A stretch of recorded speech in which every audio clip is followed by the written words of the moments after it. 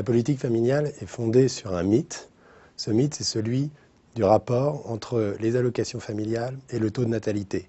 En fait, la plupart des études des économistes, comme Camille Landé, et la comparaison avec les pays internationaux, prouvent que le rapport est très ténu, sinon inexistant. En fait, la politique familiale aujourd'hui, c'est d'abord une politique de redistribution à l'envers, puisqu'elle profite largement aux familles aisées avec enfants via le mécanisme du quotient familial. Et c'est une politique extrêmement coûteuse, puisqu'elle consomme 3% du PIB par an. Et donc les gens finissent par considérer la politique familiale comme une sorte de correctif de la fiscalité qui n'a plus rien à voir avec la famille.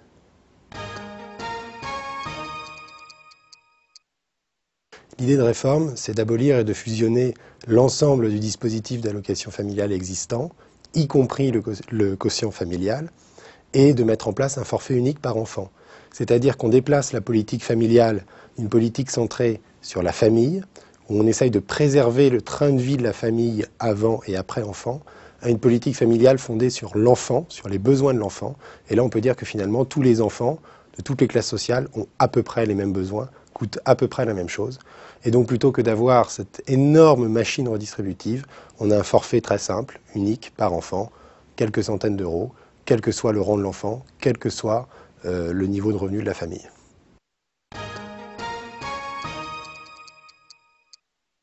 Les bienfaits, c'est d'abord une immense simplicité par rapport au système actuel, des grandes économies de frais d'administration et une plus grande justice, puisque vous n'aurez plus les effets de redistribution à l'envers.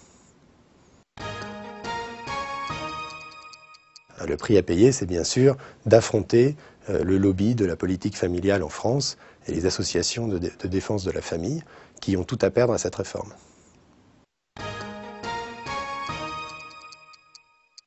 Ça fonctionne partout ailleurs dans le monde puisque la France est le seul pays au monde à avoir mis en place le quotient familial, c'est-à-dire un mécanisme, je le rappelle, à travers lequel plus on a de ressources, plus on gagne d'argent à avoir des enfants.